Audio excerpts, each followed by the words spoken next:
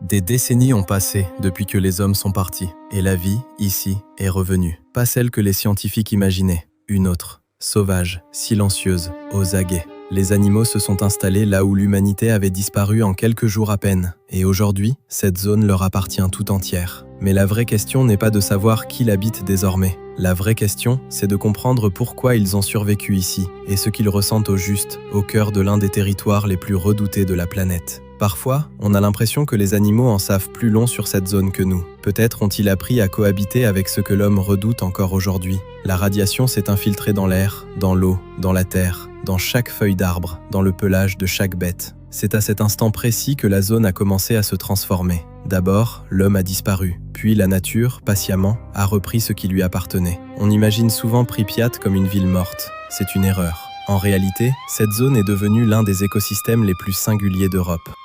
Là où couraient autrefois des routes, s'étend désormais une forêt. Et à l'intérieur des immeubles vides, grandissent de nouvelles générations d'animaux qui n'ont jamais posé les yeux sur un être humain. Après le départ des hommes, les forêts autour de Pripyat se sont étendues à une vitesse stupéfiante. Les champs se sont changés en marécages, de jeunes bouleraies ont surgi un peu partout. Et parmi les premiers à revenir, il y eut les élans, immenses, silencieux, presque furtifs malgré leur taille imposante. Ils sont venus s'installer là où, autrefois, le bruit des moteurs et la présence humaine les tenaient constamment à distance. Aujourd'hui, on les voit marcher au beau milieu des barres d'immeubles. L'élan est devenu l'un des grands symboles du retour de la forêt. Mais dans les régions du Nord, leur comportement change. Les chercheurs pensent que les grands herbivores perçoivent mieux que quiconque les variations de leur environnement. Ils évitent les zones où le niveau de radiation est le plus élevé et tracent, à travers les bois, de véritables corridors de sécurité. Et il y a quelque chose de plus étrange encore. Ici, les animaux se comportent différemment. Ils ont moins peur.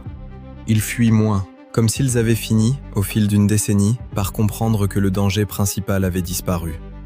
Longtemps, les scientifiques ont cherché à comprendre l'effet réel de la radiation sur la faune de la zone. Tous étaient convaincus que ce territoire deviendrait un désert. C'est l'inverse qui s'est produit. Les populations de nombreuses espèces ont augmenté. Pour la nature, l'homme s'est révélé plus redoutable que la radioactivité elle-même. Quand la chasse, l'abattage des forêts, les routes, l'industrie et le vacarme incessant ont cessé, la vie sauvage a recommencé à prospérer, même dans un environnement contaminé. C'est l'une des conclusions les plus inconfortables qu'ait livrée cette zone. Car la radiation, elle, n'a pas disparu. Elle est toujours là. Certaines parcelles de forêt demeurent mortellement dangereuses, surtout après la pluie, lorsque les particules remontent dans l'air. Et pourtant, jour après jour, les animaux traversent ces lieux. Ils boivent une eau contaminée, se couchent sur une terre radioactive, respirent cet air empoisonné, et malgré tout, ils continuent de vivre. On croirait, par moments, que la nature elle-même a appris à s'adapter à l'impossible, mais pas sans conséquences. Au cœur de la zone, il existe des recoins que même les stalkers les plus aguerris osent rarement approcher. La forêt y paraît trop silencieuse. Les vieux arbres se dressent comme des colonnes noires. La mousse absorbe le moindre son et l'air lui-même semble s'alourdir. C'est là précisément qu'on croise le plus souvent les sangliers. Mais pas ceux que connaissaient les chasseurs d'autrefois. Ceux d'ici sont imprévisibles, d'une agressivité redoutable. Privés de tout contact durable avec l'homme, ils sont redevenus des bêtes sauvages, au sens le plus brut du terme. Ils fouillent la terre près des entrées d'immeubles, retournent le vieux bitume, disparaissent dans l'obscurité entre les bâtiments préfabriqués, comme si la ville, peu à peu, redevenait forêt. Il y a encore une autre étrangeté. Dans la zone, les animaux modifient leur trajet. Certains évitent délibérément certaines parcelles, même lorsque la nourriture y abonde. Les chercheurs ont observé que de nombreuses bêtes contournent les zones les plus contaminées. Comment perçoivent-elles ce danger? Nul ne le sait avec certitude. Mais on a parfois le sentiment troublant que ces animaux ressentent un péril que l'homme, lui, ne détecte qu'à l'aide de ses instruments. Ce phénomène est particulièrement visible chez les oiseaux. La nuit, au-dessus de Pripyat, on entend presque toujours le cri des hiboux grands-ducs. Ces rapaces immenses ont massivement colonisé le territoire depuis le départ des habitants. Pour eux, la zone est devenue un refuge idéal. Le silence, les bâtiments en ruine, une abondance de petites proies. On les trouve perchés sur les toits des immeubles abandonnés, dans l'encadrement des fenêtres vides, sur les grues rouillées. Leurs yeux luisent dans l'obscurité. Beaucoup de stalkers racontent tous la même chose, cette sensation persistante d'être observés. Le plus souvent, c'étaient bien ces rapaces, devenus les maîtres silencieux d'une ville qui fut humaine. Mais les véritables souverains de la zone, eux, ne se montrent pas si facilement. On les aperçoit rarement et pourtant leurs traces sont partout. Au cours des dernières décennies, la population de loups autour de Pripyat a été multipliée plusieurs fois. Et ce ne sont plus les loups qui vivent en lisière de la civilisation. Ces prédateurs-là connaissent à peine l'homme. Ils chassent sur d'immenses territoires, parcourant des dizaines de kilomètres à travers forêts, marécages et villages en ruine. Certains chercheurs qualifient cette zone de refuge idéal pour les grands prédateurs, précisément parce que l'homme n'y règne plus en maître. La nuit, il arrive que les loups s'aventurent jusqu'au cœur même de Pripyat. Leurs ombres glissent entre les appartements où vivaient jadis des milliers de familles. Et à cet instant précis, naît une sensation étrange. Cette ville n'est pas morte, elle a simplement changé de propriétaire. Mais c'est en hiver que les choses prennent une tournure plus inquiétante encore. Quand la neige recouvre les rues, les empreintes deviennent parfaitement visibles. On découvre alors combien d'êtres vivants peuplent réellement cette zone. Et parfois, parmi ces traces, apparaissent des empreintes difficiles à expliquer d'emblée, comme si quelque chose d'immense était passé par là. C'est précisément en hiver que les scientifiques ont commencé à soupçonner qu'il se tramait, au fond de la zone de Tchernobyl, bien plus que ne le laissent entendre les rapports officiels. Car derrière les loups sont arrivés d'autres visiteurs, ceux qu'on n'attendait pas du tout à voir ici. Leur présence a bouleversé tout l'équilibre du territoire. La partie nord de la zone reste la plus fermée, la moins étudiée. Peu de routes, davantage de marécages, presque aucune trace de stalkers. Et c'est justement là que se produisent des phénomènes difficiles à expliquer, même pour les chercheurs les plus expérimentés. Il arrive que des groupes entiers de cerfs changent brusquement de direction, comme s'ils fuyaient quelque chose d'invisible. Les loups contournent certaines portions de forêt. Même les sangliers, pourtant imprudents et agressifs par nature, deviennent méfiants et s'enfoncent plus profondément dans les bois. Mais les prédateurs ne sont pas les seuls à avoir transformé la zone. Il existe une autre strate de vie, plus discrète, presque invisible, celle des petits animaux qui forment le socle de tout l'écosystème, les castors. Leur retour compte parmi les événements les plus déterminants survenus après la catastrophe. Les rivières autour de Pripyat se sont métamorphosées. Les castors bâtissent aujourd'hui des barrages là où, autrefois, l'homme les détruisait systématiquement. L'eau monte, de nouveaux marécages se forment, ouvrant de nouvelles routes pour les oiseaux et pour les autres animaux. Et avec cela, c'est la carte entière de la zone qui se redessine. Mais, sans le vouloir, ce sont précisément les castors qui créent certaines des zones les plus dangereuses. Leurs barrages retiennent parfois des eaux fortement contaminées. Les particules radioactives s'y accumulent, dans l'eau comme dans les sédiments, et les animaux qui viennent boire plus tard s'exposent, sans le savoir, à un risque invisible. Ainsi, la zone se complexifie encore. Elle n'est pas seulement dangereuse, elle est devenue imprévisible. Il y a une autre étrangeté encore. Certains animaux disparaissent sans laisser la moindre trace. Ni corps, ni signe de lutte, seulement des espaces vides que plus aucune bête ne fréquente. Et cela soulève des questions, car la zone n'abrite pas uniquement des prédateurs et des herbivores. Il y a aussi les charognards, ceux qui se montrent le moins, les corbeaux. D'immenses volées d'oiseaux noirs sont devenus une présence permanente dans le ciel de Pripyat. Leur comportement diffère de ce qu'on observe ailleurs. Ils craignent à peine l'homme, mais suivent toujours, avec une précision troublante, les traces de la mort. Dès qu'un animal périt quelque part, les corbeaux sont les premiers sur les lieux, parfois même avant les prédateurs eux-mêmes. Cela crée une impression persistante d'être surveillé depuis le ciel, comme si la zone tout entière voyait tout ce qui s'y passait.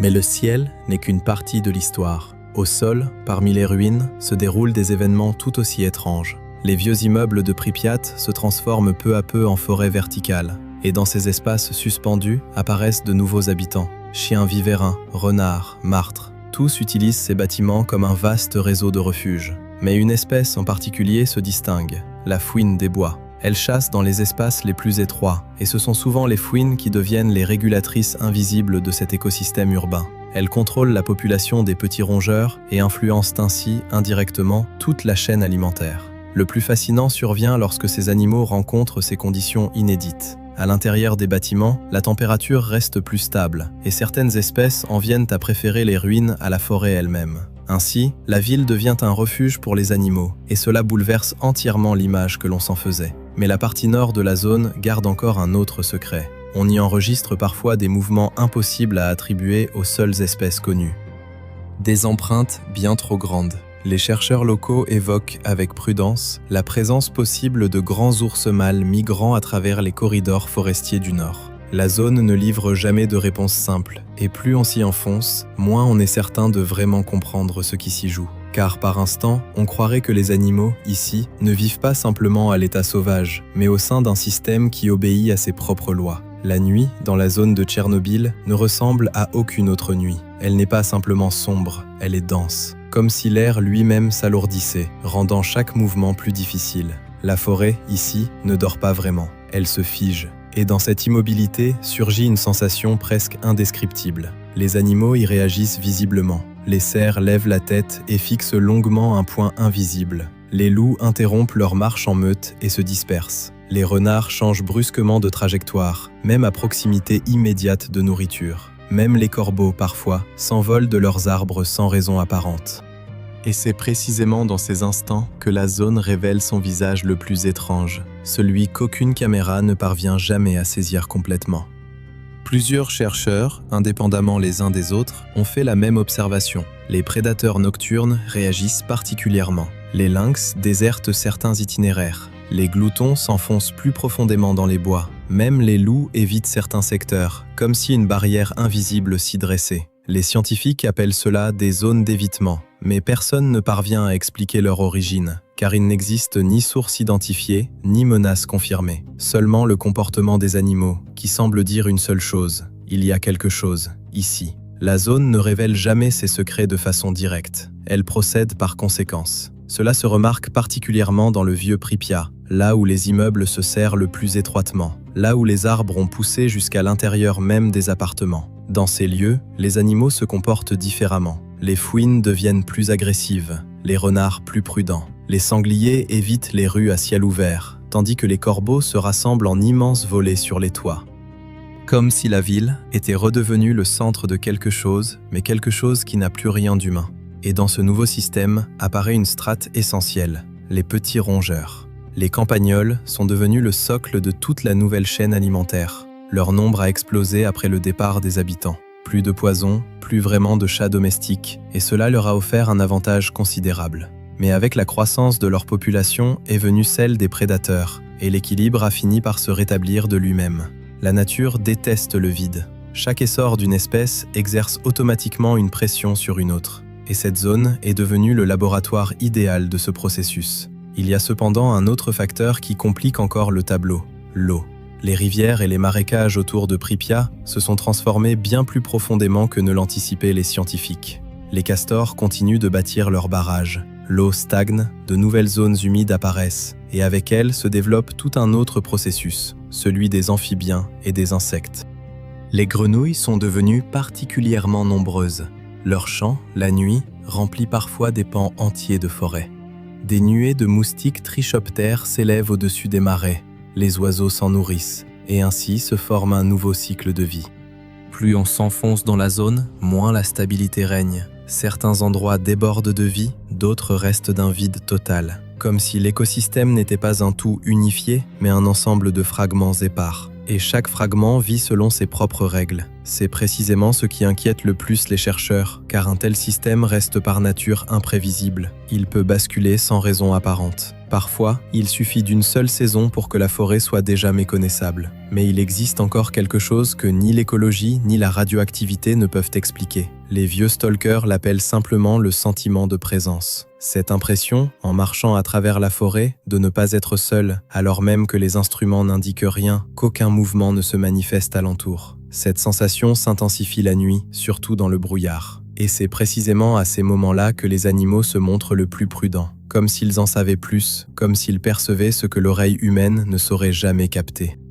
Et parfois vient cette pensée troublante. Peut-être existe-t-il, dans cette zone, un autre niveau de vie, un niveau qui influence tout le reste. Et plus on approche du centre de Pripyat, plus cette impression se fait pressante, comme si la ville elle-même observait. C'est à cet instant qu'on comprend. L'histoire de cette zone ne parle pas seulement d'animaux, de radiation et de nature. C'est le récit d'un espace qui a commencé à vivre selon ses propres lois, des lois où l'homme n'a plus aucune place obligatoire. Au centre de la zone de Tchernobyl, on ne ressent jamais l'impression d'un véritable centre. Il n'existe aucun point précis où l'on pourrait dire « voici l'endroit où tout commence ». Il n'y a qu'un silence qui s'épaissit sans cesse. Et plus on approche de Pripyat et des vieilles installations de la centrale, plus cette sensation se renforce. La forêt, ici, est différente, plus dense, plus sombre, comme si elle avait vieilli plus vite qu'elle-même. Les arbres poussent trop près les uns des autres. Leurs racines s'entrelacent au point de rendre le sol instable sous les pieds.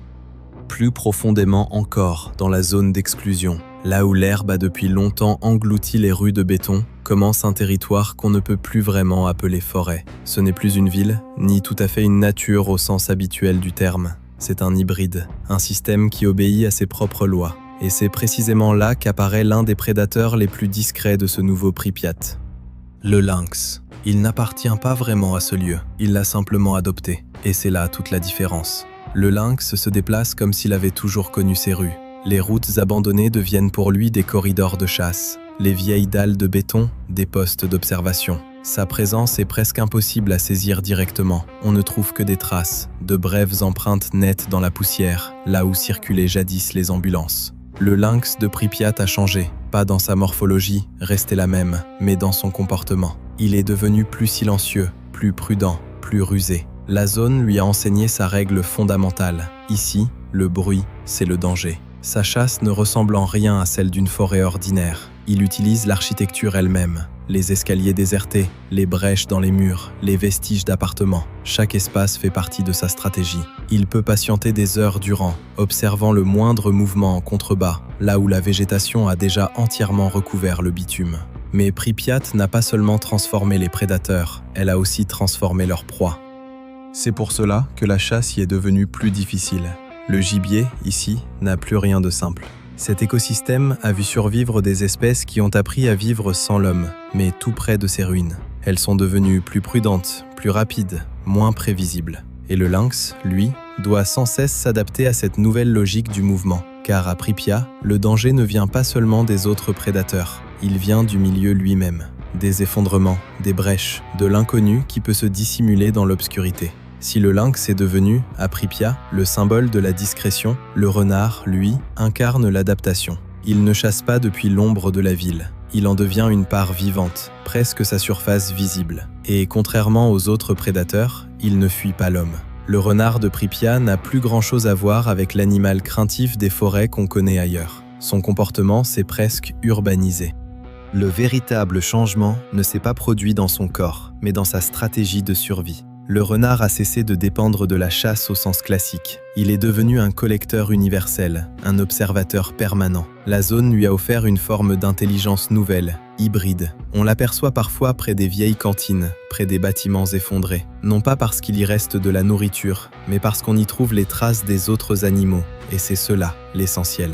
Le renard lit les empreintes comme on lirait une carte. Il sait où est passé le sanglier, où la meute de loups s'est déplacée pendant la nuit, où le lynx a traversé le quartier, mais il n'entre jamais en conflit direct sans nécessité absolue. À Pripyat, la force n'est plus la ressource dominante, c'est l'information qui compte le plus, et le renard la maîtrise mieux que la plupart des autres espèces. Un détail étrange ressort des observations menées dans la zone. Les renards y sont devenus moins craintifs face à la lumière. On peut les apercevoir en terrain découvert, même au crépuscule, sans qu'ils se réfugient aussitôt dans l'ombre. Cela ne signifie pas pour autant qu'ils soient devenus vulnérables. Bien au contraire, ils ont appris à décoder leur environnement plus vite qu'ils ne changent. Il arrive que le territoire du renard et celui du lynx se chevauchent, sans qu'aucune guerre ouverte n'éclate entre eux. Il y a une distance, une sorte d'accord tacite. Le lynx, c'est le silence d'en haut, le renard, le mouvement d'en bas. Et c'est précisément cela qui crée l'équilibre. Deux strates d'un même monde qui n'appartient plus à l'homme. Quand la nuit recouvre entièrement Pripyat, le renard devient presque invisible. Sa silhouette se dissout parmi les herbes, les dalles de béton, les ombres des immeubles. Seuls ses yeux, parfois, trahissent sa présence, comme un signal rappelant que la vie, ici, ne s'est pas seulement maintenue, elle s'est réinventée. Renard, loup, sanglier, chacun laisse son empreinte sur cette nouvelle géographie vivante. Plus profondément encore dans la zone d'exclusion, là où l'herbe a depuis longtemps englouti les rues de béton, commence ce territoire impossible à qualifier de simple forêt. Ce n'est plus une ville, ni vraiment une nature au sens habituel. C'est un hybride, un système qui suit ses propres règles. Ne subsistent ici que ceux qui savent vivre dans l'incertitude la plus totale. Et c'est justement là que se produisent les observations les plus rares. L'eau, à cet endroit, se comporte différemment. Plus le bruit familier de la vie, seulement de rares clapotis dont on ne parvient jamais à déterminer l'origine exacte. Les chercheurs en viennent à ne plus parler de biologie, mais du comportement du système tout entier, comme s'il formait un seul et même organisme. La zone n'est plus simplement un territoire, elle est devenue un processus.